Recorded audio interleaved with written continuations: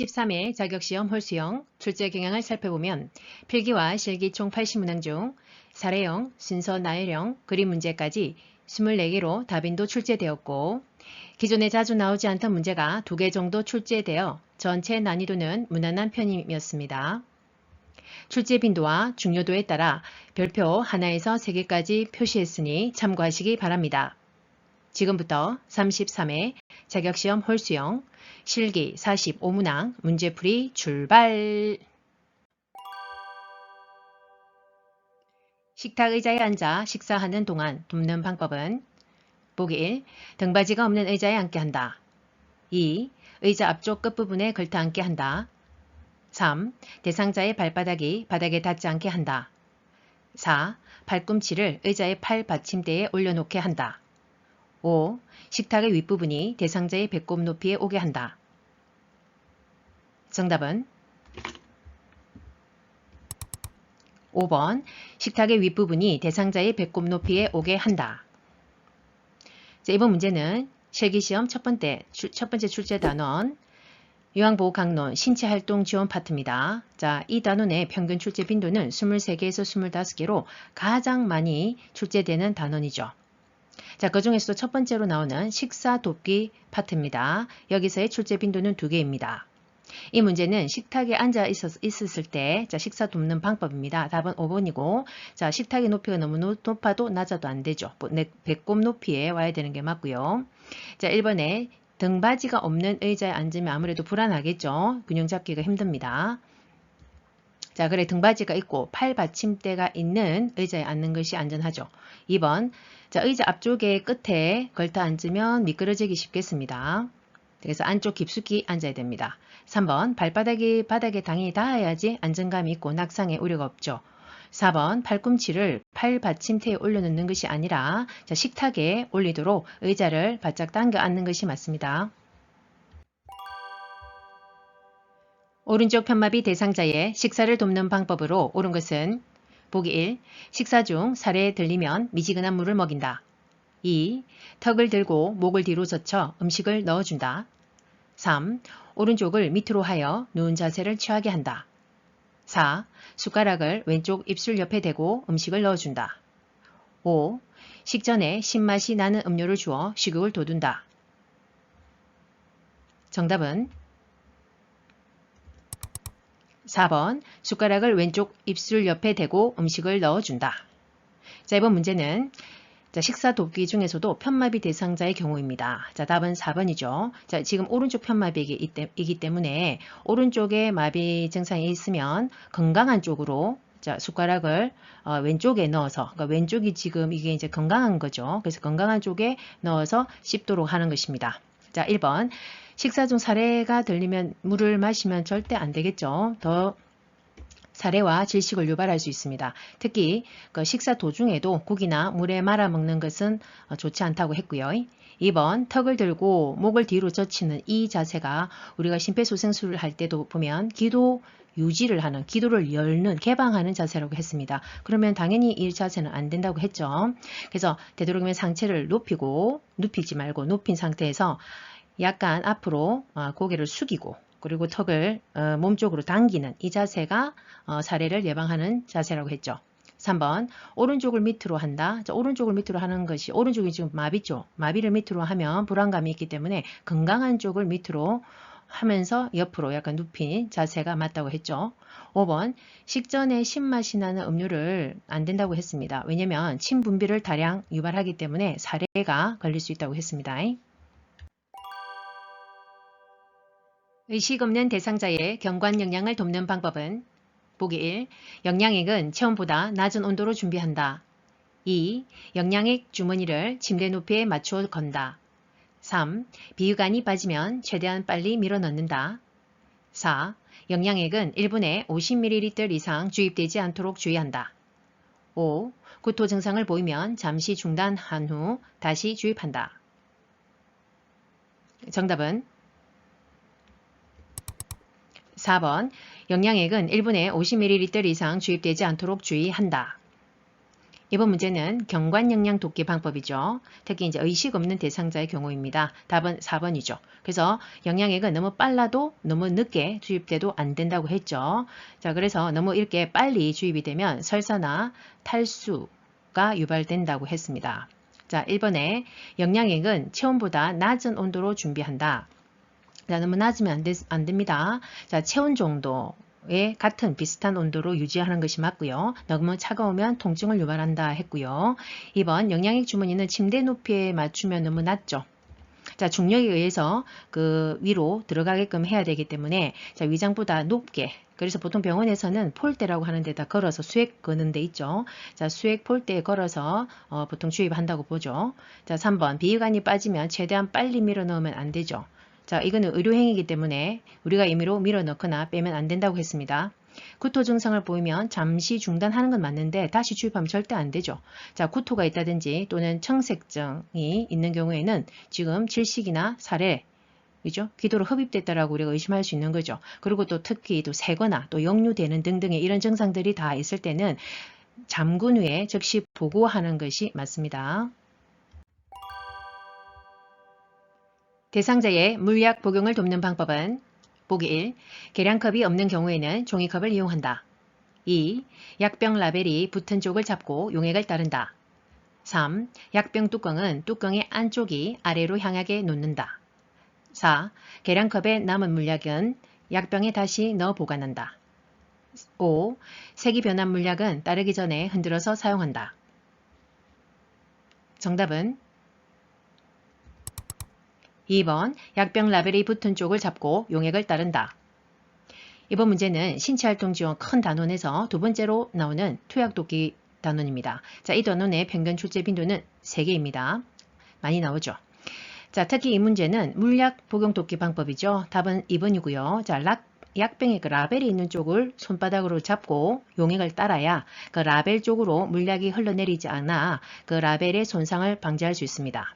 1번 계량컵이 없는 경우는 종이컵을 사용한다. 자, 종이컵은 우리가 눈금이 없죠. 그래서 용량을 정확하게 따를 수 없는 것이기 때문에 자, 사용하지 않고요. 자, 계량컵을 사용한다 하더라도 물약을 따를 때는 눈높이에서 이렇게 계량컵에 물약을 이렇게 따라야 되고, 그리고 적은 용량일 경우에는 바늘을 제거한 무침 주사기를 사용한다고 했죠. 3번 약병 뚜껑은 뚜껑의 안쪽이 어디로, 아래가 아니죠. 위로 향하게 두어야 그 바닥에 있는 그 세균이 그 뚜껑 안쪽에 묻지 않도록 하는 것이고요. 그리고 병 안쪽에 손은 닿지 않는 것이 맞습니다. 4번 계량컵에 남은 물약은 약병에 다시는 넣지 않는다고 당연히 했죠. 5번 색이 변한 물약은 사용하는 것이 아닙니다. 자, 변색이 되었거나 혼탁 시에는 버리는 것이 맞고요. 그리고 따르기 전에 물약을 한번 흔들어서 사용하는 것은 맞습니다. 대상자의 눈에 안약을 넣을 때 옳은 위치는 보기 1. 각막 위, 2. 비루관 입구, 3. 위 눈꺼풀 상안검, 4. 하부 결막낭 중앙, 5. 상부 결막낭 내측. 정답은 4번 하부 결막낭 중앙. 자, 이번 문제는 안약 투약 돕기 방법입니다. 자, 안약은 그 넣는 위치, 투약하는 위치가 중요하다고 했습니다. 자, 보자면 자, 하부 결막낭의 중앙이죠. 중앙 또는 외측. 그 중앙이나 좀 옆에 외측에 이렇게 투여하면 되고요. 자, 투여할 때는 용액을 점적은 1, 2cm 높이에서 점적한다라고 되어 있죠. 자, 그리고 점적 후에는 비루관을 가볍게 눌러주어서 그 용액이 그 비루관으로 새어나가지 않도록 막아준다고 했습니다. 자, 그리고 안약뿐만 아니라 우리가 안연고 투여 방법도 구분해 둔다고 했죠. 자, 안연고는 하부 결막낭의 안쪽에서 바깥쪽으로 2cm 짜준다고 했습니다. 침상에서 배변하는 대상자를 돕는 방법은 보기 1. 주변을 조용하게 해준다. 2. 바지를 내린 후 콧이불로 덮어준다. 3. 침상머리를 올려 배에 힘을 주게 한다.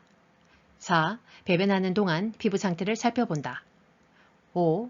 배변 후 항문에서 요도 쪽으로 닦아준다. 정답은 3번 침상머리를 올려 배에 힘을 주게 한다. 이번 문제는 신체활동 지원에서 세 번째 출제 단원이죠. 배설 돕기 방법입니다. 자, 이 단원의 출제 빈도는 이제 5개입니다. 아주 중요하죠. 특히 이 문제는 침상 배설 방법을 물어보는 것이고요. 자, 우리가 침상머리를 3번처럼 올려주어야지 좌위를 우리가 취한다고 하죠. 올려주어서 이렇게 앉게 해야지 배에 힘이 들어가는 것이죠. 자, 1번 주변을 조용하게 한다. 너무 조용하면 대상자가 불편해서 좀 보기가 배설하기가 좀 불편하겠죠. 자, 그래서 변기 밑에 화장지를 깔아주거나 또는 TV를 켜거나 좀 음악을 틀어주는 것이 좋죠. 그 다음에 2번 바지를 내린 후 호디블로 덮어줍니까? 자, 바지를 내려버리면 대상자의 프라이버시를 우리가 침해하는 것이죠. 이렇게 하면 안 되고 반대죠. 자, 허리 아래쪽에 무릎 덮개를 덮어준 다음에 바지를 내리는 것이 맞습니다.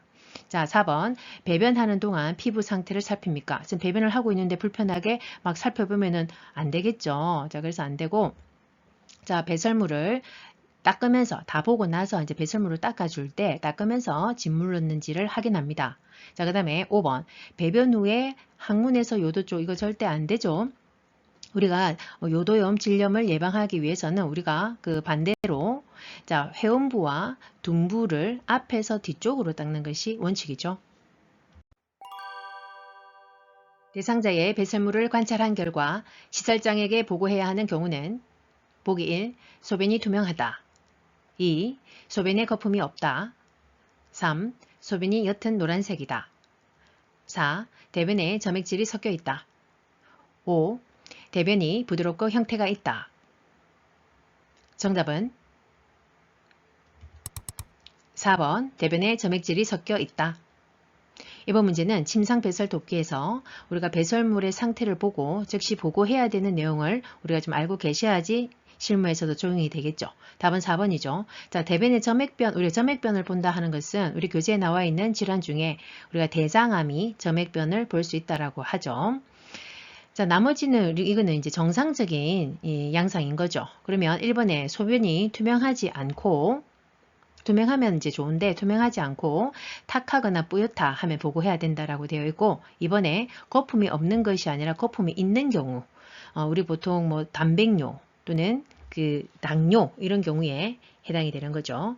자, 3번 소변이 옅은 노란색이다. 이건 좋은 거죠. 하지만 색이 짙다든지 냄새가 심하다든지 혈뇨, 푸른빛이 도는 때는 우리가 보고해야 된다고 했고 자, 5번 대변이 부드럽고 형태가 좋으면 좋은데 자, 우리가 아까 혈변 또 심하게 또 묽다든지 혈변 또한도 우리가 점액변 같이처럼 대장암의 한 증상이기도 합니다.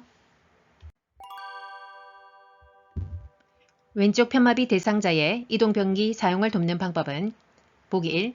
소독약으로 세척할 수 있는 이동변기를 사용한다. 2. 이동변기를 대상자의 왼쪽에 놓는다.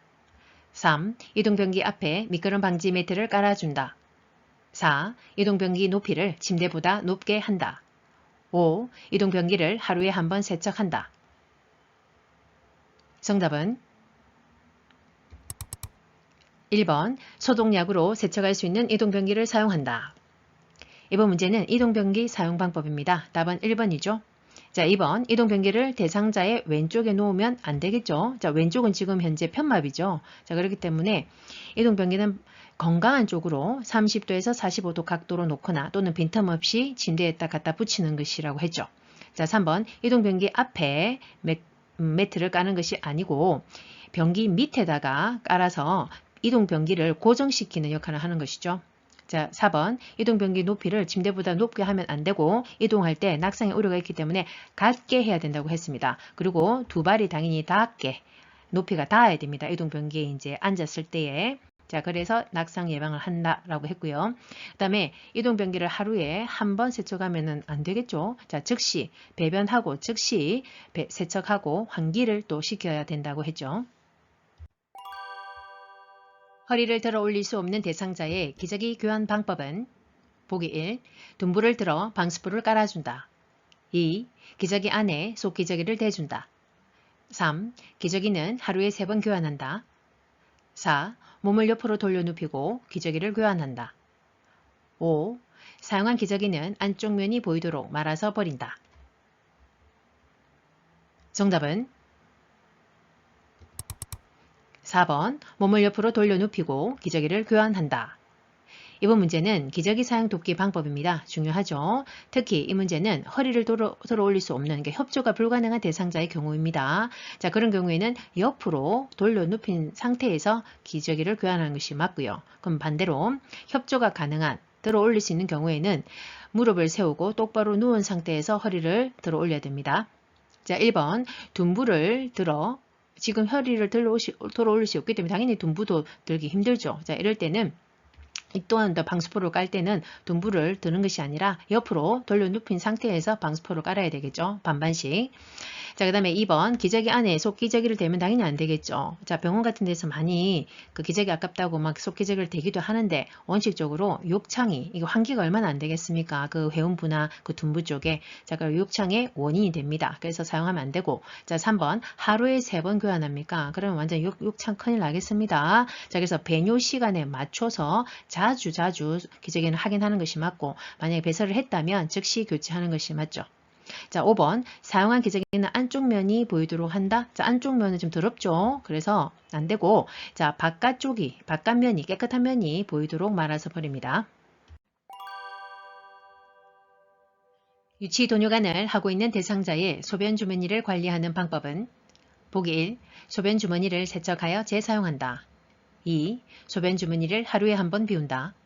3. 소변 주머니를 비운 후 배출구는 잠근다. 4. 소변 주머니를 아랫배보다 높게 위치시킨다. 5. 소변 주머니의 배출구가 바닥에 닿게 놓는다. 정답은 3번 소변 주머니를 비운 후 배출구는 잠근다. 이번 문제는 유치 돈요관 사용 돕기 중에서 소변 주머니 관리 방법입니다. 답은 3번이죠. 자, 배출구를 잠그는데 일단 알코올 솜으로 배출구를 소독하고 제자리에 꽂아두는 거죠. 자, 그래야 바닥에 닿지 않도록 딱 꼽아야 됩니다. 그 다음에 1번에 소변 주머니를 세척하여 재사용하는 이 개념이 아닙니다. 우리가 유치돈요관 폴리 카테타라고 하죠. 자, 이 유치돈요관과 소변 주머니는 세트로 유린백이라고 하는 게 나오는데, 자, 이것은 임상에서 보통 병원에서 2주에 한 번 정도 교환을 한다 보시면 되죠. 왜냐면 너무 오래 하면 우리가 요로감염, 방광염, 이제 요로계 감염이 올 수 있기 때문에 주의해야 되겠죠. 2번 소변 주머니를 하루에 한 번 비우면 이게 뭐 새어 나오겠다, 그죠? 자, 그래서 우리 내용을 보면 교재에 자, 소변양, 그러니까 잘 나오는지 또 혹시 막혀서도 안 나오고 하실 수 있기 때문에 하여튼 소변양과 색깔, 탁한지 뭐 피가 섞여 나오는지 등등을 2-3시간마다 체크하는 것이 맞다라고 되어 있는데 이 비우는 개념은 우리 임상의 병원에서는 주로 24시간 하루라 보면 8시간 간격으로 섭취량과 배설량을 체크하기 때문에 8시간마다 한 번씩 배설량을 카운트한다 보면 되죠. 자, 4번에 소변 주머니를 아랫배보다 높게 하면 역류가 되어서 또 감염이 올 수 있겠죠. 자, 그래서 방광보다 낮게 하는 것입니다. 그 다음에 5번 배출구가 바닥에 닿으면 당연히 안 되겠죠. 치아가 없는 대상자의 입안을 닦아내는 방법은 보기 1. 목젖까지 깊숙이 닦는다. 2. 마른 꺼즈를 사용하여 닦는다. 3. 윗잇몸을 먼저 닦은 후 아래쪽을 닦는다. 4. 똑바로 누운 자세를 취하게 한 후 닦는다. 5. 입안을 닦아낸 후 입 주변의 물기는 남겨둔다. 정답은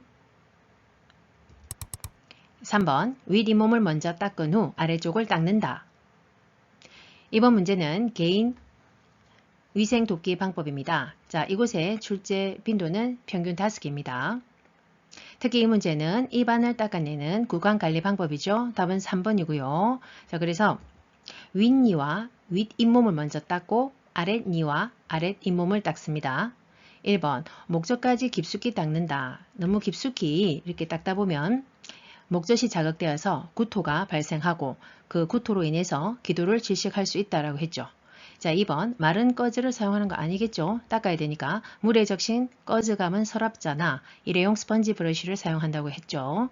4번 똑바로 누운 자세는 항상 기도에 이물이 넘어갈 수 있고 자, 그래서 앉거나 또 앉을 수 없다면 옆으로 누운 자세여야 된다고 했고 그 다음에 5번 입안을 닦아낸 후 입 주변에 물기는 남겨두는 게 안 좋죠. 그 다음에 수건으로 닦아주고 자, 그 다음에 입술의 건조를 막기 위해서 입술 보호제를 사용하면 됩니다. 대상자의 발을 청결하게 관리하는 방법은 보기 1. 보온을 위해 나일론 양말을 신긴다. 2. 피부가 자극되므로 마사지하지 않는다. 3. 피부 건조 예방을 위해 오일을 발라준다. 4. 염증 예방을 위해 발톱은 둥글게 잘라준다. 5. 안쪽으로 파고든 발톱은 알코올로 소독해준다. 정답은 3번 피부 건조 예방을 위해 오일을 발라준다. 이번 문제는 손발 청결 돕기 방법 중에 발 관리 방법이죠. 답은 3번입니다. 자, 1번 보온을 위해 나일론 양말을 신기면 안 좋죠. 자, 모직도 좋지 않고 면 제품이 좋다고 했죠. 2번 피부가 자극되므로 마사지하지 않는 게 아니라 마사지를 해야 되겠다. 그죠? 자, 로션을 발라 마사지를 해서 혈액순환을 촉진시킵니다. 4번 염증 예방을 위해 발톱은 둥글게가 아니죠. 자, 발톱은 일자, 손톱은 둥글게이죠. 5번 안쪽으로 파고든 발톱이 있다면 우리가 알코올로 소독해 줄 것이 아니라 염증과 감염 증상이 있으면 즉시 보고하는 것이 맞죠. 여성 대상자의 해운부를 청결하도록 돕는 방법은 보기 1. 목욕 담요로 복부를 덮는다. 2. 둔부 밑에 변기를 넣은 후 방수포를 깐다. 3. 따뜻한 물을 음부에 흘려보낸 후 닦는다. 4. 회음부에 분비물이 있으면 소독해준다. 5. 회음부 세척 후 젖은 수건으로 물기를 닦는다. 정답은 3번 따뜻한 물을 음부에 흘려보낸 후 닦는다. 이번 문제는 해음부 청결 돕기 방법이죠. 자, 그래서 답은 3번이고요. 자, 음부에 따뜻한 물을 흘려보낸 다음에 닦는데 무엇으로? 자, 비눗물을 묻힌 물수건으로 닦고 먼저 그 다음에 짠 물수건으로 앞에서 뒤로 닦으면서 마무리하는 것이죠. 1번 목욕 담요로 복부를 덮는 것이다. 자, 복부를 이렇게 덮는 것보다 자, 대상자를 무릎을 세워서 마른 목골로 담요를 펴서 몸과 다리를 덮고 자 끝단에 그 가운데 부분은 회음부를 덮도록 하는 것이죠. 2번 둔부 밑에 변기를 넣은 후 방수포로 깝니까? 자 이렇게 순서가 바뀌었습니다. 자 방수포와 목욕수건을 이렇게 두고 깐 다음에 그 다음에 변기를 넣어줘야 되죠. 자 4번 회음부에 분비물이 있으면 우리가 임의로 소독하는 것이 아니라 자 악취나 또 염증, 분비물 등이 있을 때는 보고하는 것이 맞습니다. 그 다음에 해음부 세척 후 젖은 수건으로 물기를 닦으면 물기가 남아 있겠죠. 그래서 마른 수건으로 마무리하는 것입니다. 거동이 불편한 대상자의 침상 목욕을 돕는 방법은 보기 1. 목, 이마, 얼굴 순서로 닦는다. 2. 면봉으로 귀 안쪽의 귀지를 닦는다. 3. 샴푸를 묻혀 손톱으로 마사지하여 머리를 감긴다. 4. 복부는 배꼽을 중심으로 시계 반대 방향으로 닦는다. 5. 한쪽 눈을 닦고 수건의 다른 면을 사용하여 반대쪽 눈을 닦는다. 정답은 5번 한쪽 눈을 닦고 수건의 다른 면을 사용하여 반대쪽 눈을 닦는다. 이번 문제는 침상 목욕 돕기 방법입니다. 답은 5번이고요. 자, 그래서 사용할 때마다 다른 면, 깨끗한 면을 사용해야 되는 게 맞고요. 추가적으로 눈곱이 없는 쪽 눈을 먼저 닦는 것이 맞죠. 자, 1번 목, 이마, 얼굴 순서 아니죠. 우리 순서 얼굴에서의 닦는 순서는 자, 눈이 예민한 곳이기 때문에 자, 눈부터 깨끗하게 닦고요. 그 다음에 코, 뺨, 그 다음에 입 주위, 그 다음에 올라가서 이마, 귀, 뒷면과 바퀴, 귓바퀴 다 닦고 목으로 내려옵니다. 그 다음에 2번 면봉으로 귀 안쪽 기지를 다 닦으면 또 상처나 염증이 올 수 있겠죠. 귀 입구의 기지만 닦는 것이 맞고요. 3번 손톱으로 이렇게 마사지하는 거 아니죠. 상처가 생길 수 있으니까 손가락 끝으로 마사지하면 됩니다. 4번은 배꼽 중심으로 복부는 시계 반대가 아니고 시계 방향이죠. 이렇게 닦아야 되겠죠. 자, 이렇게 닦는 이유는 우리가 대장에서의 우리 해부학적인 구조가 이렇게죠. 우리가 배변을 이렇게 빼내는 것이죠. 자, 그래서 시계 반대 방향이 아니라 시계 방향으로. 자, 추가적으로도 보면요. 자, 상지 같은 경우에는 손목에서 팔 쪽으로, 그러니까 말초에서 자, 심장이 있는 센터 쪽으로 중심부로 이렇게 닦아 올리는 거죠. 그 다음에 하지도 발끝에서 허벅지 쪽. 그 다음에 유방은 원을 그리듯 닦는다 입니다. 편마비 대상자에게 단추가 없는 상의를 입히는 순서로 옳은 것은 보기 1. 건강한 팔, 머리, 마비된 팔. 2. 건강한 팔, 마비된 팔, 머리. 3. 마비된 팔, 머리, 건강한 팔. 4. 마비된 팔, 건강한 팔, 머리. 5. 머리, 마비된 팔, 건강한 팔. 정답은 3번 마비된 팔, 머리, 건강한 팔. 이번 문제는 옷 갈아입히기 방법이죠. 자, 특히 편마비 대상자이고 단추가 없는 상이면 티셔츠죠. 자, 이런 경우에는 항상 중간에 머리를 넣는다고 했고요. 지금 입히는 순서죠. 자, 이것만 기억하시면 되죠. 입힐 때는 지금 옷에 여유가 있기 때문에 자, 마비된 쪽부터 넣으면 되고요. 자, 벗길 때는 지금 입고 있는 상태니까 여유가 없죠. 그러면 건강한 팔을 V자로 해서 접어서 빼야 되니까 자, 벗을 때는 건강한 팔을 먼저, 입을 때는 마비된 쪽. 요것만 기억하시면 되죠. 그걸 좀 입혀야 되니까 마비된 팔 먼저 오고 머리 넣고 그 다음에 건강한 팔 넣으면 되죠. 다음같이 누워서 엉덩이를 들어 올리는 운동을 할 때 효과는 보기 1. 체중 증가 2. 기관지 확장 3. 감각기능 향상 4. 인지능력 개선 5. 보행시 신체 안정. 정답은 5번 보행시 신체 안정. 이번 문제는 신체활동 지원에서 체위 변경 파트죠. 자, 이 단원의 평균 출제 빈도는 5개고 아주 중요한 단원입니다. 자, 이 문제는 이렇게 엉덩이를 들어 올리고 배와 허리에 힘을 주고 숫자를 세면서 이 자세를 유지하는 것이죠. 자, 이 동작은 몇 번 나누어 천천히 반복해서 시행하면 되죠. 자, 이러한 운동은 보행 시에 신체 안정도 줄 뿐더러 휴대용 변기를 사용하거나 침상 위에서의 이동을 할 때 도움이 되는 운동입니다. 사지마비 대상자를 일으켜 앉히는 순서로 옳은 것은 가. 대상자를 향하여 가까이 선다. 나. 상체를 밀어 올려 대상자를 일으킨다. 다. 유황보사의 한쪽 팔로 대상자의 목과 어깨 밑을 받쳐 지지한다. 라. 대상자의 양손을 가슴 위에 올려놓는다. 마. 몸통을 유황보사 쪽으로 돌려 앉힌다. 보기 1번에서 5번까지 확인하시고 시간 드립니다.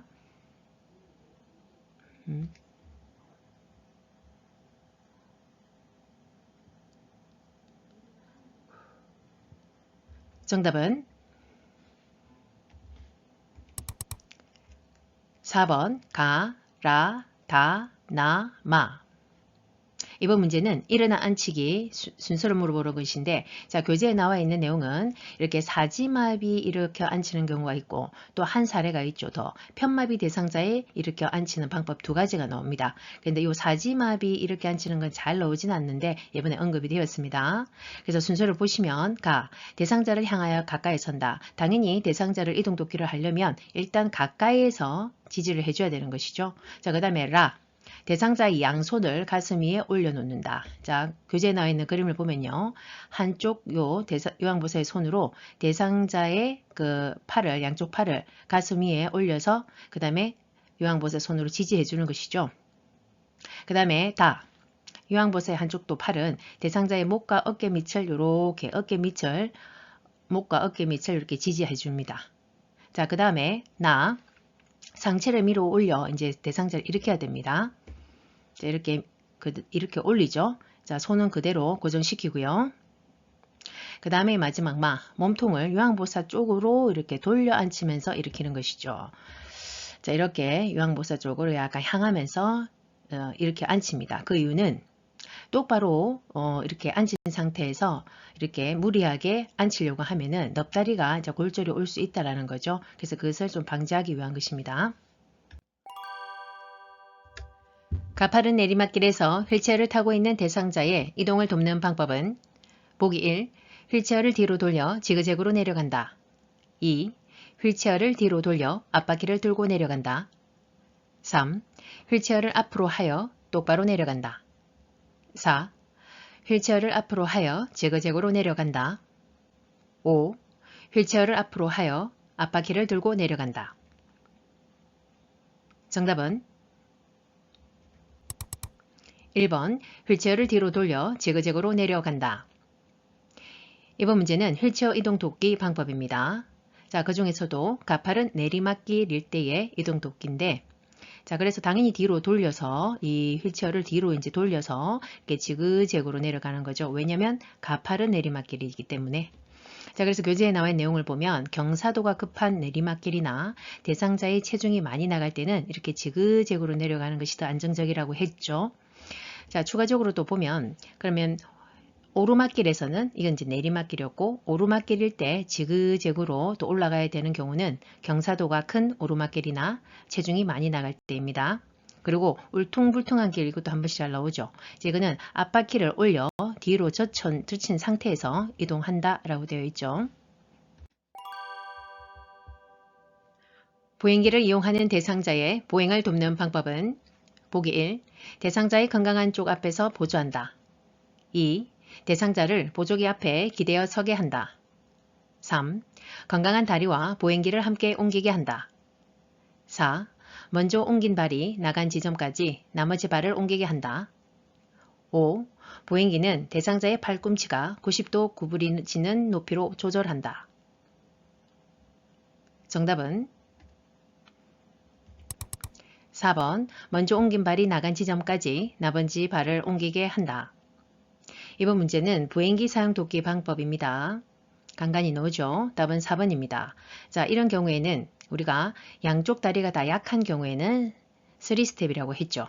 자, 그래서 먼저 보행기가 항상 먼저 나가고 그 다음에 한쪽 다리, 그래서 먼저 옮긴 발이 나간 지점, 이게 먼저 그 다음에 나가고 그 다음에 마지막 다른 한쪽 다리를 그 앞에 발이 나간 지점까지 그 나머지 발을 옮긴다. 이 개념이죠. 그 다음에 3번에 보시면 자, 이 경우는 이제 한쪽 다리만 약한 경우죠. 자, 그런 경우에는 우리가 투스텝이라고 했습니다. 자, 보행기랑 약한 다리가 먼저 나가고 그 다음 건강한 다리가 나가는 것이죠. 그래서 투스텝. 그래서 보약강 이렇게 외우시면 되죠. 자, 그 다음에 1번에 대상자의 건강한 쪽 앞에서 보조한다. 자, 항상 우리가 보조하는 것은 건강한 쪽이 아니고 불편한 쪽, 마비된 쪽이죠. 자, 그래서 항상 불안정한 쪽을 먼저 지지해야 된다는 것이고, 우리 교재에 나와 있는 내용을 보면 이런 보행기를 할 때는 그 허리에다가 보행벨트를 이렇게 매고 고정시키고 그 보행벨트를 뒤쪽에서 잡고 지지한다 라고 되어 있죠. 그 다음에 2번 보행기 앞에 기대어 서게 합니까? 대상자가. 자, 기대면 불안전하죠. 그래서 바른 자세로 똑바로 서는 것이죠. 허리를 펴고. 그 다음에 5번 대상자의 발꿈치가 90도 각도가 아니죠. 자, 30도 각도가 되도록 높이를 조절해야 되는데 그렇게 하면 보통 이제 둔부 높이로 조절이 되는 것입니다. 오른쪽 편마비 대상자가 지팡이를 짚고 버스에 승차할 때 순서로 옳은 것은 보기 1. 지팡이, 오른쪽 다리, 왼쪽 다리 2. 지팡이, 왼쪽 다리, 오른쪽 다리 3. 왼쪽 다리, 지팡이, 오른쪽 다리 4. 왼쪽 다리, 오른쪽 다리, 지팡이 5. 오른쪽 다리, 지팡이, 왼쪽 다리 정답은 2번 지팡이, 왼쪽 다리, 오른쪽 다리. 이번 문제는 지팡이 보행 돕기 방법입니다. 아주 중요합니다. 자, 그래서 답은 2번인데, 자, 이것을 꼭 기억하십시오. 자, 우리 교재에 나와 있는 두 가지 케이스가 있죠. 일단 계단을 오를 때의 경우와, 그 다음에 두 번째는 계단을 내려갈 때나 또는 평지를 이동할 때 크게 두 개로 나뉘어서 구분하시면 되죠. 자, 지금처럼 승차할 때니까 계단을 오를 때죠. 자, 그러면 항상 지팡이는 먼저이고요. 그 다음에 오를 때니까 힘을 더 줘야 되겠죠. 그리고 올라가서 건강한 다리로 고정을 해야 되기 때문에 건강한 다리. 계단을 오를 때는 힘을 더 줘야 된다. 그래서 건강한 다리가 먼저 나오고 당연히 그 다음 마비된 다리. 그 다음에 내려갈 때나 계단을 그 다음에 평지는 크게 힘이 많이 안 들어가죠. 그러니까 마비된 다리 먼저 나가고 그 다음에 건강한 다리 이렇게 따라온다 보시면 되죠. 그래서 지금 여기 오른쪽 편마비다 보니까 자 건강한 다리부터 나가야 되니까 지팡이가 항상 먼저고 그러면 왼쪽 건강한 다리 그 다음에 오른쪽 마비된 다리 이렇다 보면 되죠. 욕창 예방 매트리스를 사용하는 대상자를 돕는 방법은 보기 1. 매트리스 위에 찜질기를 깔아준다. 2. 대상자 외에 1인 이상 동시에 사용한다. 3. 일주일에 한 번 작동 여부를 확인한 후 사용한다. 4. 매트리스는 끓는 물에 소독한 후 말려 사용한다. 5. 엉덩이 밑에 손을 넣어 매트리스 공기압을 확인한다. 정답은 5번 엉덩이 밑에 손을 넣어 매트리스 공기압을 확인한다. 자, 이번 문제는 복지용구 단원이죠. 자, 이곳의 출제 빈도는 1개에서 2개입니다. 답은 5번이고요. 자, 1번에 보기 전에 일단 욕창 매트리스는 우리가 구입 품목이죠. 그죠? 그러니까 대여 품목과 구입 품목 중에 구입 품목에 해당이 됩니다. 자, 1번 매트리스 위에 찜질기를 놓으면 안 되죠. 뜨거운 것은. 그래서 날카로운 것이나 열에 닿으면 공기압이 새어나오기 때문에 주의해야 되고요.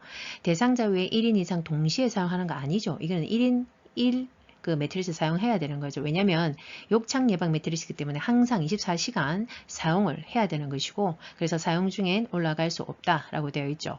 자, 3번 일주일에 한 번 작동 여부를 확인하는 것이 아니고요. 자, 하루에 한 번 이상 꼭 체크를 해야 됩니다. 에어가 빠져 있는지. 그래서 아까 5번처럼 그 손을 엉덩이나 그 등 쪽으로 밑에 손을 넣어서 공기가 빠졌는지 여부를 확인해야 됩니다. 반드시. 자, 욕창 예방이 중요하죠. 자, 그 다음에 4번 매트리스를 끓는 물에 소독하는 것이 아니고요. 자, 소독은 공기를 다 뺀 다음에 흐르는 물에 씻고 말려서 사용하면 되고요. 그 다음에 커브도 있어야 되죠. 이걸 또 씌우는 커브도 있어야 됩니다. 이 또한 세탁해서 건조해서 사용하면 됩니다.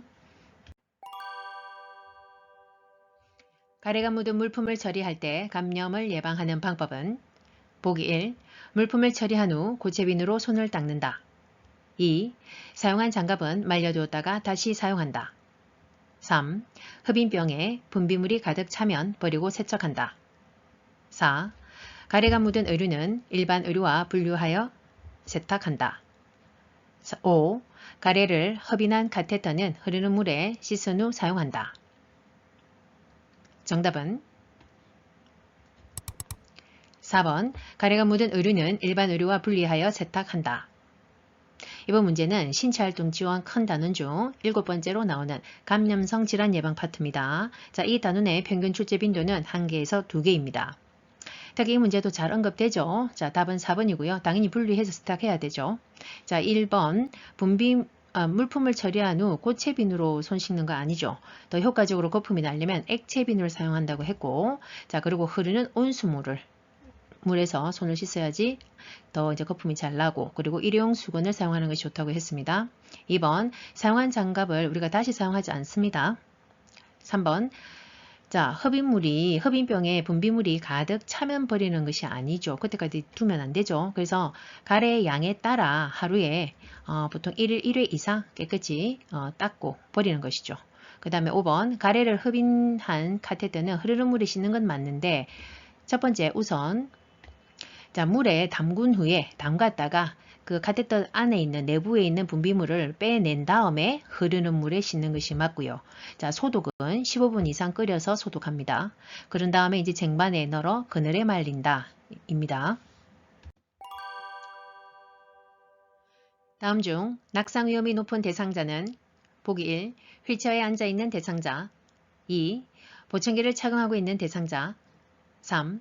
굽이 낮은 신발을 신고 있는 대상자 4. 시력에 맞는 안경을 착용하고 있는 대상자 5. 복합질환으로 5가지 종류의 약물을 복용하는 대상자 정답은 5번 복합질환으로 5가지 종류의 약물을 복용하는 대상자. 이번 문제는 신체활동 지원의 마지막 단원 안전관리 파트죠. 자, 이 단원의 평균 출제 빈도는 2개입니다. 자, 낙상도 중요하죠. 자, 그래서 지금 1번에서 4번은 낙상의 위험이 지금 낮은 경우죠. 지금 다 안전한 점 상태이고요. 자, 5번. 이러한 지금 약물을 많이 복용하시는 경우에는 이런 그 현기증이나 정신 혼란을 야기하는 그 부작용을 야기하는 약물들은 피하는 것이 좋다라고 되어 있죠. 기타 나와 있는 자, 낙상 예방의 주의사항을 보면요. 자, 일단 벽에 우리가 손잡이가 설치되어 있어야 되죠. 뭐 화장실 그런 데도 다 마찬가지고, 그 다음에 문턱을 제거해야 된다 되어 있고, 그 다음에 시력이 보통 나게 드시니까 안 좋죠. 그리고 어두우면 낙상이 쉽죠. 그래서 LED 같은 밝은 조명으로 교체한다라고 되어 있고, 그 다음에 계단보다는 엘리베이터를 이용한다. 그리고 지침 시에는 침대의 높이를 최대한 낮추는 것이 안전하겠죠. 그 다음에 침대의 난간은 반드시 올리고 지침을 해야 됩니다. 그리고 신발 같은 경우에는 발에 맞고, 그 다음에 넓은 굽, 그 다음에 고무바닥, 그러니까 미끄러지지 않는 그 처리가 되어 있는 바닥이 안전하죠. 그리고 옷은 헐겁고 늘어진 긴 옷은 그 손잡이라든지 다른 그 옷장 같은 이런데 물건에 걸릴 수 있기 때문에 피한다입니다. 시설에서 전기사고에 대비하여 안전수칙을 지킨 경우는 보기 1. 플러그를 뽑을 때 전선을 잡고 뽑는다. 2. 전원이 켜진 전기기구를 물로 세척한다. 3. 의료기기는 접지용 3핀 플러그를 사용한다. 4. 전선이 벗겨진 경우 정테이프를 붙여 사용한다. 5. 하나의 콘센트에 전기코드 여러 개를 이어서 사용한다. 정답은 3번 의료기기는 접지용 3핀 플러그를 사용한다. 이번 문제는 안전관리에서 전기사고의 안전수칙입니다. 답은 3번이죠. 자, 1번에 플러그를 뽑을 때 전선을 잡고 뽑으면 안 된다고 했습니다. 반드시 플러그를 잡고 똑바로 빼야 손상이 없습니다. 2번, 자, 전원이 켜져 있을 때는 전기기구를 물로 세척해서는 안 되겠죠. 자, 또한 수선 시에도 전기기구를 어떤 수선하고 있을 때도 전기가 연결되어 있어서는 안 된다 이고, 그리고 습기가 있는 곳에서는 사용하지 않는다 입니다. 그리고 어쩔 수 없이 뭐 세면대나 욕조 같은데 습기가 있는 곳에서 전기기구를 사용해야 될 때는 커버가 있어야 됩니다. 자, 그 다음에 4번 전선이 벗겨진 경우에 정테이프를 붙여서 사용하면 안 되고 반드시 이상이 있으면 사용하지 않는 것이 원칙이죠. 5번 하나의 콘센트에 전기코드 여러 개가 이어서 사용하면 안 되겠죠. 또한 또 연결 코드를 많이 사용하는 것도 좋지 않습니다. 고혈압 대상자에게 혈압을 낮추기 위해 제공할 수 있는 칼륨이 많이 함유된 식품은 보기 1. 누룽지 2. 조개젓 3. 강된장 4. 찐 고구마 5. 마른 오징어. 정답은 4번 찐 고구마. 자, 이번 문제부터 저는요. 자, 단원이 완전 바뀝니다. 요양보호 강론에서 일상생활 및 개인활동 지원 파트입니다. 자, 이 단원의 평균 출제 빈도는 2개에서 3개로 실기시험에서의 출제 빈도도 낮은 편이죠.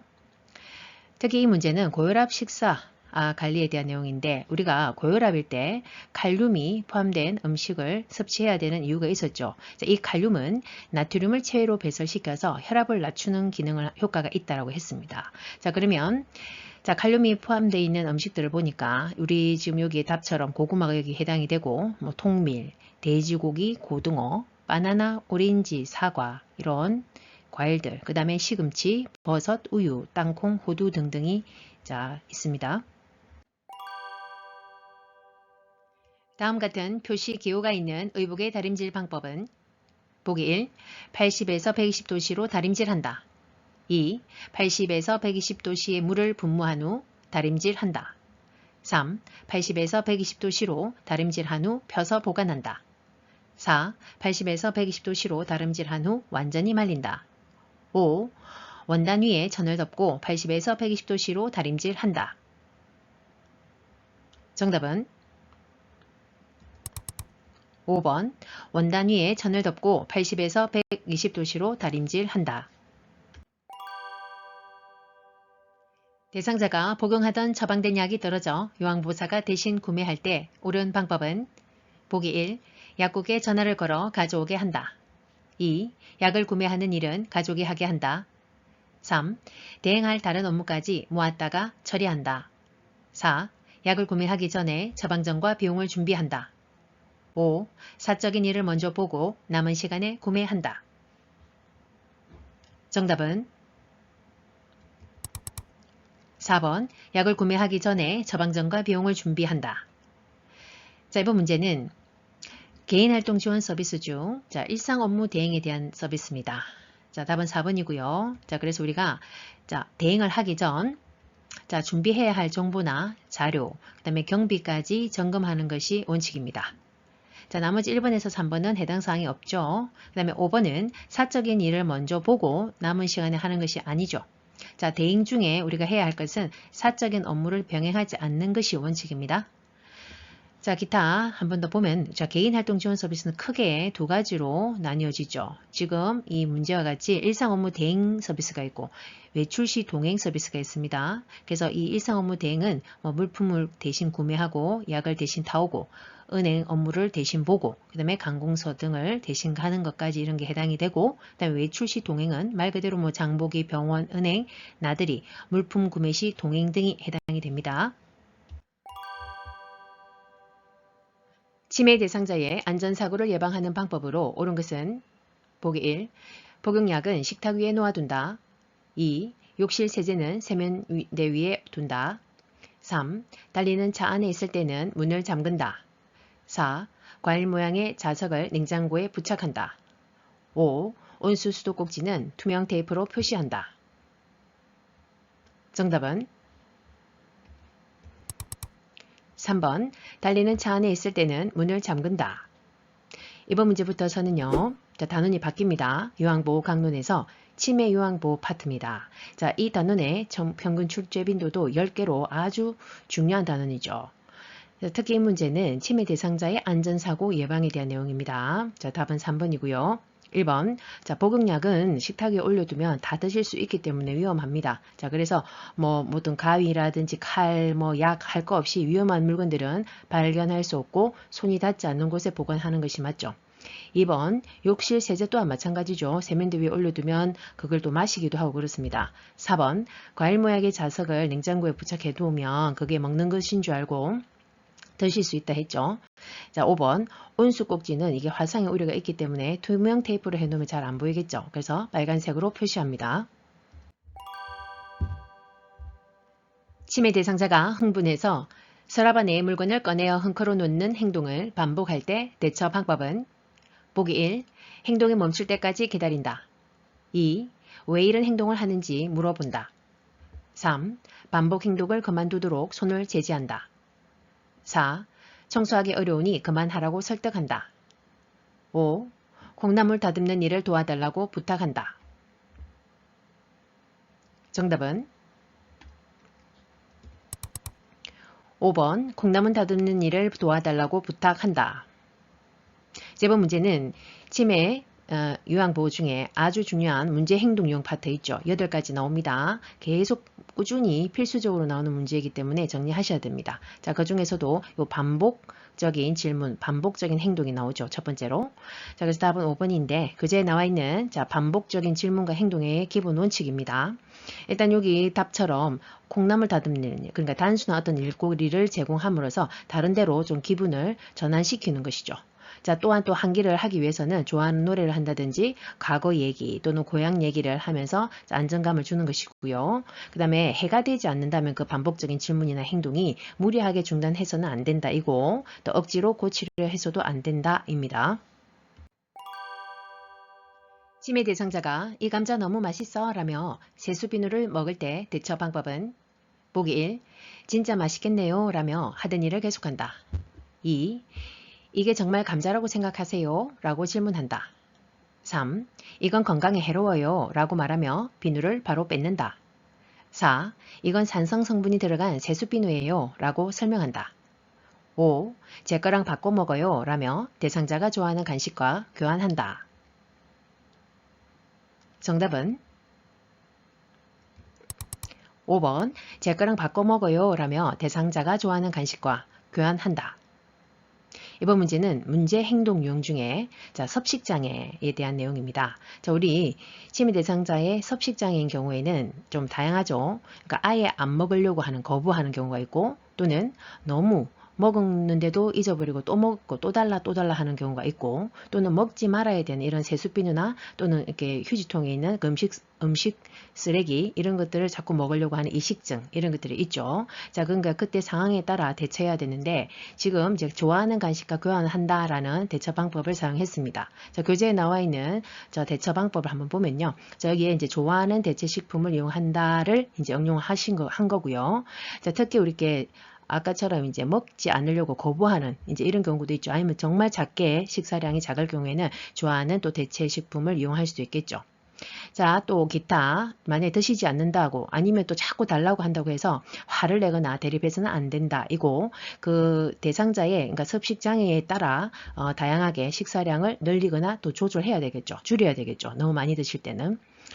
자, 그 다음에 잘게 쓸기, 또 말기에는 갈아서 걸쭉하게, 그러니까 말기에는 씹는 거 자체를 그 행동 자체를 잊어버리기 때문에, 자, 마지막에는 갈아서 이제 드실 수 있도록 합니다. 자, 식기는 그대로 두거나 계속 이제 밥을 달라고 하는 경우에는 식기를 그대로 두거나 식사 후에 본인이 직접 달력에 이렇게 밥 먹었다 이렇게 표시할 수 있도록 하여 인지하도록 하는 거죠. 치매 대상자의 수면을 돕는 방법은 보기 1. 지침 직전에 운동을 하게 한다. 2. 지침 전 좋아하는 술을 한 잔 제공한다. 3. 저녁 식사 후 바로 잠자리에 들게 한다. 4. 매일 아침 일정한 시간에 일어나게 한다. 5. 밤에 잠이 부족한 경우 낮잠을 충분히 자게 한다. 정답은 4번 매일 아침 일정한 시간에 일어나게 한다. 이번 문제는 문제 행동 유형 중에 수면장애에 대한 내용입니다. 답은 4번이죠. 자, 매일 일정한 시간에 일어나야 되고 또한 매일 일정한 시간에 주무셔야 됩니다. 그리고 환경도 잘 그 수면을 유도할 수 있는 적정한 온도와 그 다음에 소음도 최대한 줄여야 되겠죠. 자, 1번에 지침 직전에 운동을 하게 하면 더 이제 각성이 되겠습니다. 자, 그래서 낮에 충분히 운동하고 자외선도 쬐고 산소도 마시고 해야 되는 것입니다. 그래서 지침 전에는 그냥 조용하게 주무실 수 있는 환경을 유도해야 되죠. 자, 2번 지침 전 좋아하는 술을 한 잔, 자, 술은 안 된다고 했습니다. 자, 그래서 저녁에 커피나 술은 그만다 했고요. 자, 3번 자, 식사 후에 바로 잠자리에 들면 안 되겠죠. 자, 저녁에 과식은 금물이고요. 바로 주무시면 소화가 되지 않고 위로 소화를 시키기 위해서 혈액순이 다 쏠리기 때문에 뇌로 충분한 혈액순이 되지 않아 또 수면에 유도가 되지 않습니다. 자, 5번. 자, 잠이 부족하다고 낮잠을 충분히 자면 더 이제 또 밤에 또 각성이 되겠죠. 자, 그래서 낮 동안은 충분히 활동해야 됩니다. 밤에 자다가 깨서 배를 움켜잡고 거실을 배회하는 치매 대상자를 돕는 방법은 보기 1. 복통이 있는지 확인한다. 2. 따뜻한 녹차를 제공한다. 3. 증상이 사라질 때까지 기다려준다. 4. 문을 열어 신선한 바람을 쏘이게 한다. 5. 빨래를 개면서 에너지를 소모하게 한다. 정답은 1번 복통이 있는지 확인한다. 이번 문제는 문제 행동 유형 중에 배에 대한 내용입니다. 중요하죠. 특히 밤에 배를 움켜잡으면서 지금 배를 합니다. 자, 그러면 왜 배를 움켜잡았는지 가장 먼저 우리가 체크해야 될 것이 있었죠. 자, 이 복통처럼 이렇게 신체적 욕구가 지금 있는 건지 무엇이 신체적으로 불편한지 이런 것들을 확인해서 그것을 우선 해결해 주는 것이 제일 중요합니다. 자, 이번에 보시면 따뜻한 녹차를 제공한다. 자, 녹차는 카페인이 들어서 더 이제 수면을 유도하지 못하죠. 자, 공복감으로 잠이 안 올 때는 따뜻한 우유를 드시게 하는 것이 또 맞고요. 자, 그 다음에 3번. 증상이 사라질 때까지 기다려주는 것보다는 그죠? 본인이 어찌 할 바를 모르고 있는데, 자, 그리고 배회는 특히 불안감 때문에 더 이제 배회가 심해질 수 있습니다. 잠을 이루지 못하고, 그럴 때는 가족과 함께 하는 시간을 갖고요. 그리고 주변 환경을 친숙한 것으로 이루어지게 해야 되겠죠. 뭐, 새로운 방으로 다른 데로 이동하게 한다든지, 이것은 더 불안감을 야기시켜서 배회를 줄일 수 없습니다. 자, 5번 문을 열어. 자, 문을 연다고 하는 것은 배회하시는 분들은 지금은 뭐 배가 아파서 그럴 수 있지만 보통의 일반적인 배회의 경우에는 자, 문을 열어두면 또 그것을 통해서 나가실 수 있다 그랬죠. 그래서 현관, 출입문에 벨이라든지 또 창문 등 벨을 이제 설치해야 되고 그다음에 창문 등 출입 가능한 문은 다 잠그고 해야 되는 것이 좋죠. 하긴 해야 되죠. 그다음에 5번 자, 빨래를 개면서 에너지 소모한다. 이것도 밤에 한다기보다 지금 한다기보다 낮 동안에 단순한 일거리를 제공해서 충분히 활동하게 하고 밤에는 주무실 수 있도록 유도합니다.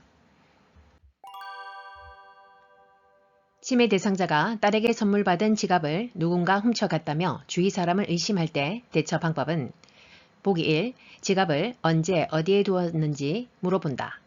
2. 다른 대상자에게 지갑을 가져갔는지 확인한다. 3. 지갑을 잃어버린 것이 사실인지 재차 확인한다. 4. 딸에게 더 좋은 지갑을 사오게 하겠다고 말한다. 5. 평소에 지갑을 두는 장소로 가서 함께 찾아본다. 정답은 5번 평소에 지갑을 두는 장소로 가서 함께 찾아본다. 자, 이번 문제는 문제 행동 유형 중에 망상에 대한 부분이죠. 자, 환청, 그러니까 황청, 환시, 망상 이런 부분이 있었는데 자, 이 내용 부분은 이제 의심망상이죠. 자, 의심망상은 치매 초기에도 나타날 수 있는 증상이라고 했습니다. 자, 답은 5번이고요. 자, 교재에 나와 있는 그러면 전체적인 망상과 환청, 환시의 기본 원칙을 한번 보겠습니다. 지금 이제 같이 찾아봐 주는 것은 이런 이제 도움을 주려고 한다는 이제 확신을 주는 것도 있죠. 그래서 라포, 신뢰가 형성되는 것입니다. 자, 그 다음에 기타, 일단 뭐 망상을 보고 뭐 헛것이 보인다 하고 그런다고 해서 환청, 환시, 그 다음에 뭐 망상 이런다고 해서 감정을 누가 그랬어요 하고 부정하거나 다투지 말고 감정을 이해하고 일단 수용해야 되는 것이 원칙입니다. 그리고 아까 뭐 도움을 주려고 한다라는 신뢰를 줘야 되고 그 다음에 다른 것으로 그냥 관심을 딴 데로 돌리는 이런 방법이 있겠죠. 프로그램에 참여하고 있던 치매 대상자가 앞에 앉아있는 노인에게 화내며 욕을 할 때 대처 방법은 보기 1. 즉시 사과하게 한다. 2. 단호한 어조로 욕을 멈추게 한다. 3. 진정시킨 후 화가 난 이유를 물어본다. 4. 프로그램에 참여할 수 없다고 경고한다. 5. 서로 대면하지 않도록 조용한 장소에서 쉬게 한다. 정답은 5번 서로 대면하지 않도록 조용한 장소에서 쉬게 한다. 자, 이번 문제는 문제적 행동 유형 중에 파괴적 행동입니다. 자, 이럴 때의 기본 원칙을 한번 살펴보면요. 자, 일단 여기 지금 답처럼 조용한 장소에서 좀 쉬게 휴식을 취하게 하는 게 맞죠. 그래서 질문을 한다든지 또 어떤 일을 시키는 또 다른 어떤 자극을 주진 않고 또 프로그램을 참여하고 있었다면 이 프로그램 참여하고 있었죠. 자, 활동 참여 중이었다면 일단 활동을 자, 중지시키고 다른 자극을 주지 않는다입니다. 그리고 기타, 자, 천천히 관심 변화를 좀 다른 데로 유도하는 거죠. 뭐 산책을 같이 나가게 한다든지, 자, 그다음에 흥분되어 있음을 이해한다. 아까 뭐 경고한다든지, 뭐 멈추게 한다든지, 그러니까 강하게 표현하면 안 되고 흥분되어 있음, 어르신 많이 뭐 언짢으셨어요 하면서 이해한다는 표현을 하면서 다운을 시켜야 되겠죠. 해질녘이 되면 집안을 왔다 갔다 하며 불안해하는 치매 대상자를 돕는 방법은 보기 1. 커튼을 걷어 밖을 볼 수 있게 한다. 2. 조명을 어둡게 하여 마음을 안정시킨다. 3. 혼자 조용히 쉴 수 있는 시간을 늘려준다. 4. 좋아하는 반려동물과 함께 시간을 보내게 한다. 5. 피자와 콜라를 제공하여 포만감을 느끼게 한다. 정답은 4번 좋아하는 반려동물과 함께 시간을 보내게 한다. 자, 이번 문제는 문제 행동 유형 중에 석양증후군입니다. 특히 밤 한 8시, 9시경만 되면 더 불안감이 또 초조함이 더 강해지고 또 의심 또는 우울감도 올 수 있고 또 충동적 행동이 더 강해지는 거죠. 자, 그래서 정서적 안정을 이제 도모해야 되겠죠. 자, 그래서 4번처럼 이제 뭐 인형이라든지 반려동물과 함께 시간을 보내고 또는 좋아하는 소일거리를 줌으로써 하여튼 불안감을 좀 감소시킬 수 있습니다. 자, 1번 커튼을 걷어 밖을 볼 수 있게 한다. 지금 밤이 됨으로써 더 불안감이 지금 야기되기 때문에 오히려 커튼을 치고 또는 조명을 밝게 해서 밤이 됐다라는 것을 인지하지 못하도록 해주는 것이 좋죠. 그래서 커튼을 걷어 밖을 볼 수 없게 하는 것이 맞습니다. 2번 조명을 어둡게 한다고 아니죠. 자, 그래서 조명을 오히려 밝게 하고 TV도 켜둔다든지. 자, 3번 혼자 조용히 쉴 수 있는 시간, 혼자 있으면 좀 불안감이 더 야기됩니다. 자, 그래서 해질녘에는 불안해할 때는 충분한 시간을 같이 요양보호사가 함께 또는 가족과 함께 있는 것이 좋죠. 자, 5번 피자와 콜라를 제공하면 지금도 이제 편안하게 또 주무실 수 수면도 유도해야 되는데 안 되겠죠. 수면에 방해가 되겠죠.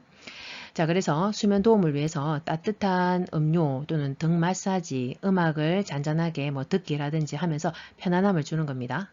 자, 추가적으로 보면 자, 낮 동안에 충분히 활동을 시킵니다. 자, 그러므로서 밤에 또 좀 주무실 수 있도록 해야 되겠죠. 자, 그리고 만약에 이렇게 저녁에 뭐 충동적인 행동을 막 한다고 했을 때 자, 신체적 제한은 하지 않는다가 맞습니다.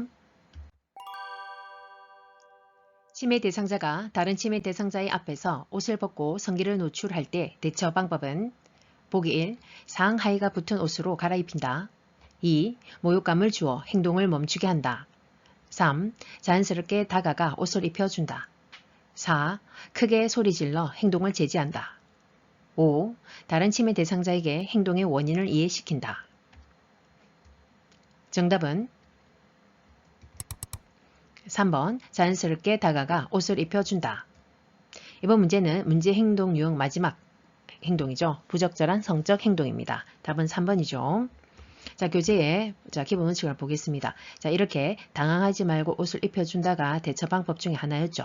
자, 그리고 옷을 또 벗는다고 해서 무조건 부적절한 성적 행동이다 라고 판단해서는 안 된다고 했습니다. 막 계속 옷을 벗는다든지 손을 뭐 이렇게 속옷 안으로 넣어서 뭐 자꾸 뭐 걷는다든지 등등 여러 가지 행동을 보일 때 그것이 혹시 신체적인 지금 너무 더워서 또 피부가 가려워서 또는 배설을 하고 싶은데 어떻게 할 줄을 모르니까 자, 그런 또 증상이 나타날 수 있거든 이런 행동이. 자, 그래서 그 관련 요인을 파악해서 그것을 먼저 해결해 주는 것이 우선입니다.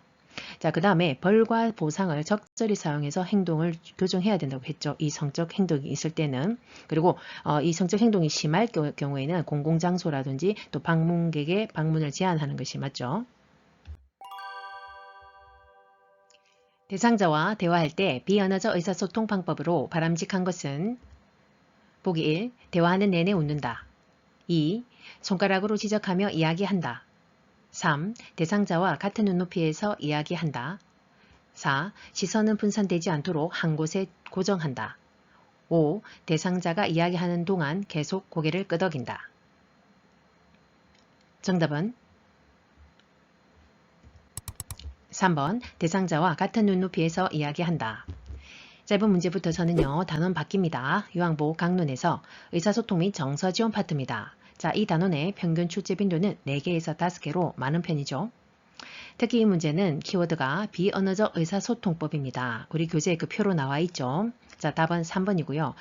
같은 눈높이에서 당연히 공감하는 것이 되어야 되죠. 자, 1번에 대화하는 내내 웃습니까? 그럼 진지함이 없습니다. 그죠? 자, 그래서 간간히 적절히 미소를 지어야 되겠고 2번 손가락으로 지적하는 거 당연히 안 되겠죠. 무리한 행동이죠. 자, 그 다음에 4번 시선을 너무 한 곳에 고정시키면 대상자가 상대가 부담스럽습니다.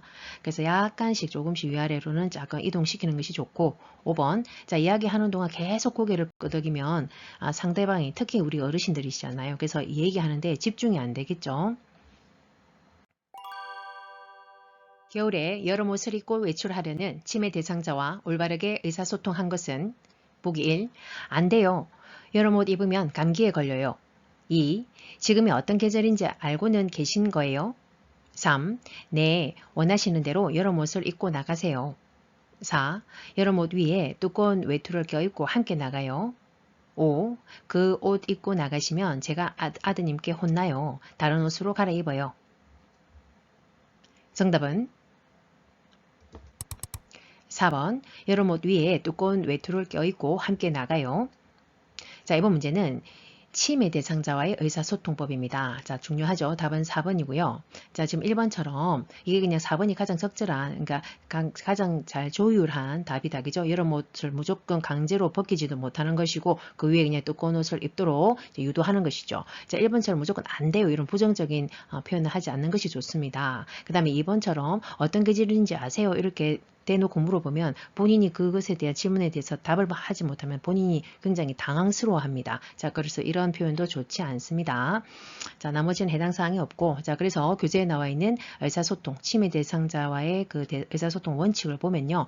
일단은 부정형이라든지 명령형보다는 하지 않고, 자, 긍정형의 표현을 쓰는 것이 좋다. 자, 그리고 반말이라든지 유행어, 그 다음에 외래어는 사용하지 않는 것이 좋다. 이해력을 돕기 위해서요. 그리고 항상 현실을 설명해야 됩니다. 우리가 진압력이 상실되기 때문에 시간, 사람, 장소에 대한 이 감각을 계속 이제 인지를 시켜야 되겠죠. 대상자가 코로나19 때문에 애들이 못 오니까 밥맛도 없고 외롭네 라고 이야기할 때 공감적 반응은 보기 1. 이런 상황에서는 당연히 못 오죠. 2. 우울해지니까 다른 이야기 할까요? 3. 코로나19 때문에 제가 더 외로워요. 4. 그동안도 잘 참으셨는데 조금만 더 참으세요. 5.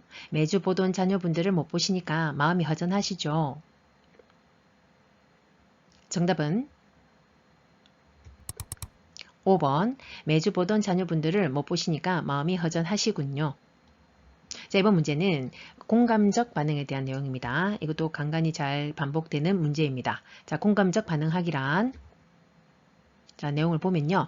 자, 상대방의 말에 귀를 기울이고 자, 그 들은 것에 대해서 느낀 바까지를 우리 대상자 상대에게 전달하는 것을 공감적 반응하기입니다. 더러워진 옷을 갈아입지 않으려는 대상자에게 나 전달법으로 바르게 의사소통한 것은 보기 1. 매번 옷 갈아입히기가 진짜 힘드네요. 2. 옷을 갈아입으면 기분이 좋아질 거예요. 3. 더러워진 옷을 갈아입는 것이 싫으시군요. 4. 옷을 갈아입지 않으시니 건강을 해칠까봐 걱정돼요. 5. 옷을 갈아입고 저와 함께 밖에 나가서 산책하실래요?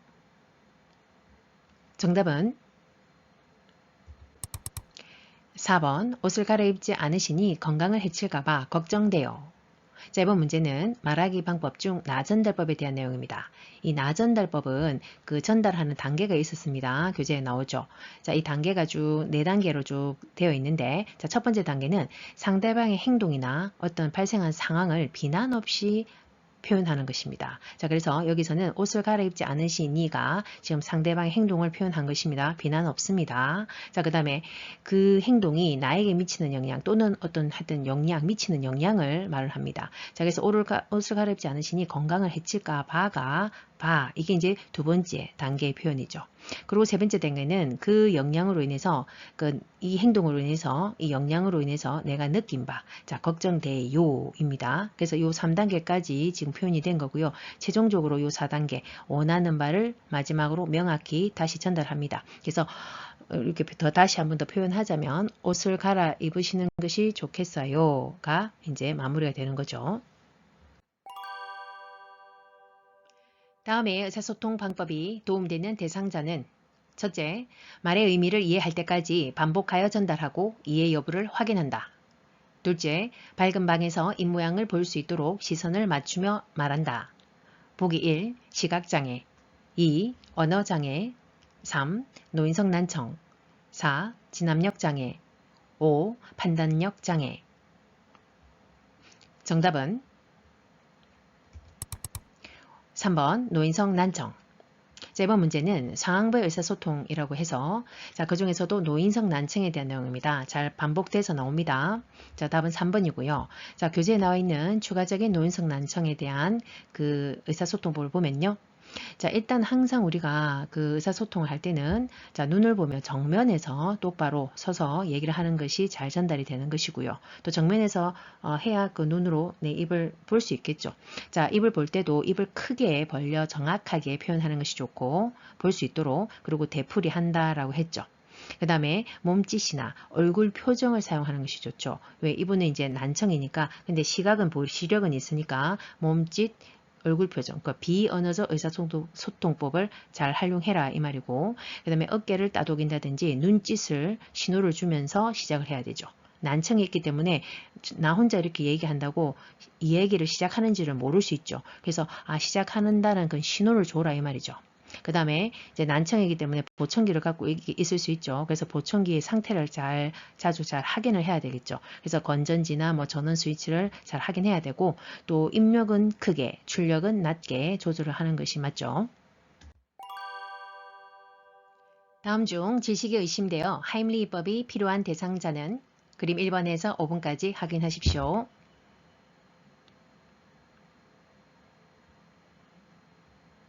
정답은 1번. 자, 이번 문제는 실기시험 마지막 출제 단원 요양보호 강론에서 응급상황 대처 파트입니다. 자, 이 단원의 평균 출제 빈도는 4개입니다.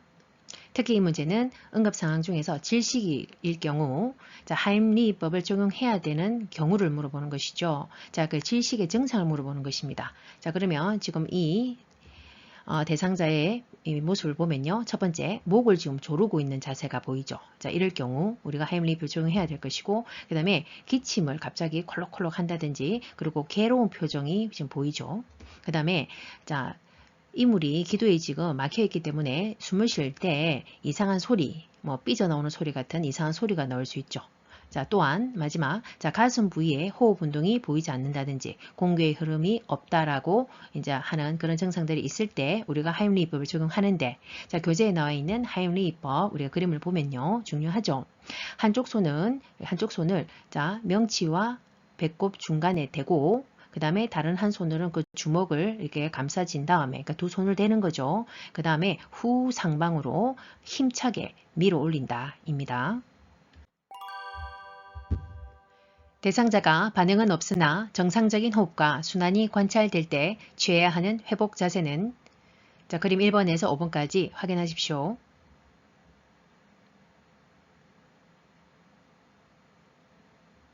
정답은 1번. 자, 이번 문제는 회복 자세에 대한 내용입니다. 자, 일단 그 반응은 없지만 정상적인 지금 호흡과 맥박, 자, 순환이 돌아왔다라는 개념이죠. 자, 이럴 때 취해야 되는 자세이죠.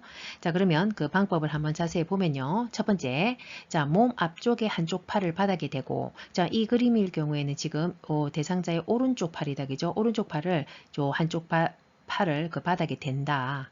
그 다음 펼친다, 그죠? 그 다음에 두 번째는 다른 쪽 팔, 이 그림에서는 지금 왼쪽 팔이다, 그죠? 요 왼쪽 팔과 구부리고, 그죠? 얼굴 옆으로 이쪽 구부리고, 그 다음에 요 다리도 요거 구부린 채 구부려 가지고, 그 다음에 세 번째, 옆으로 돌려 눕힙니다.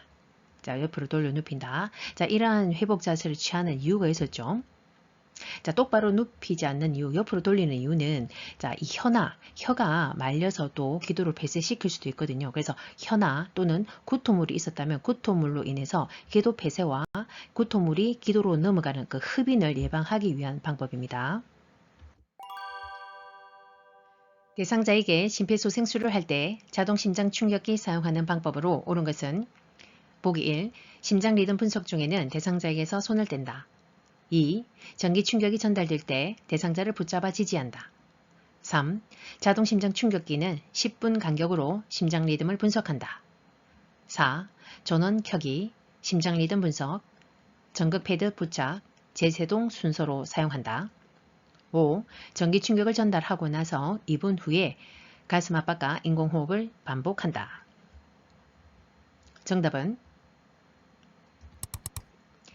1번. 심장 리듬 분석 중에는 대상자에게서 손을 뗀다. 이번 문제는 심폐소생술 중에 자동 심장 충격기를 사용하는 방법입니다. 일단 충격기가 도착하면 무조건 충격기부터 적용하는 것이죠. 자, 그래서 교재에 나와 있는 내용을 보면서 순서와 이 지금 방법을 한번 보겠습니다. 일단 사용하려면 무조건 전원부터 켭니다. 킨 다음에 자, 리듬을 분석하려면 패드를 붙여야 되겠죠. 두 번째, 자, 붙이는 그 위치 중요하죠. 자, 오른쪽 빗장뼈, 자, 쇄골 밑, 그 다음에 왼쪽은 중간 겨드랑이 선에 붙인다입니다. 자, 그 다음에 세 번째, 이제 리듬 분석을 하는데 이때 가슴 압박을 한다고 막 한자를 흔들면 그 정확한 이 리듬이 나오지 않습니다. 그래서 반드시 손을 뗀다. 그리고 시행합니다. 자, 시행한 다음에 이 대상자가 지금 심정지가 되었는지 아니면 부정맥, 심각한 심실세동 이러한 부정맥이 나타나는지를 확인해야 됩니다. 자, 그리고 본인이 이제 충격기가 분석을 한 다음에 재세동 자, 부정맥을 제거한다. 재세동입니다. 세동을 제거한다. 자, 이 재세동이 필요합니다라는 멘트가 나오겠죠. 자, 그러면 이제 전기를 줘야 되기 때문에 에너지 자동 충전이라고 하는 단계로 넘어오죠. 자, 충격기가 자동 충전하고 있는 동안도 수초 이상 소요되기 때문에 자, 이 동안 우리가 멍하니 있을 게 아니라 가슴 압박을 일단 시행해야 된다는 것입니다.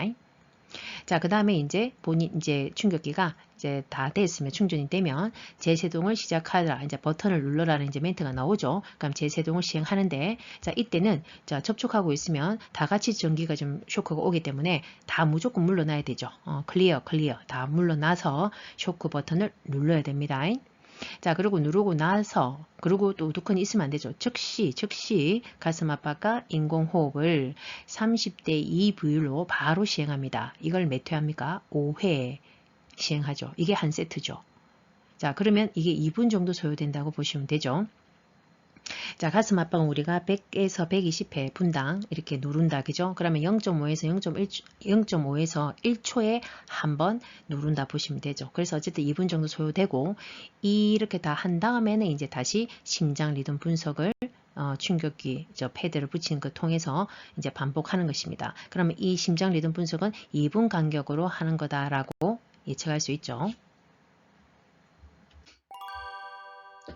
심폐소생술을 할 때 기도 유지를 위한 자세는 그림 1번에서 5번까지 확인하시고 시간 드립니다.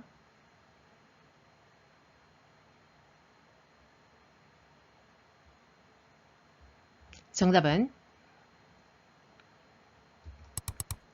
2번. 자, 이번 문제는 실기시험 마지막 문제입니다. 자, 심폐소생술을 할 때 인공호흡을 하기 전에 기도 유지를 확보해야 되죠.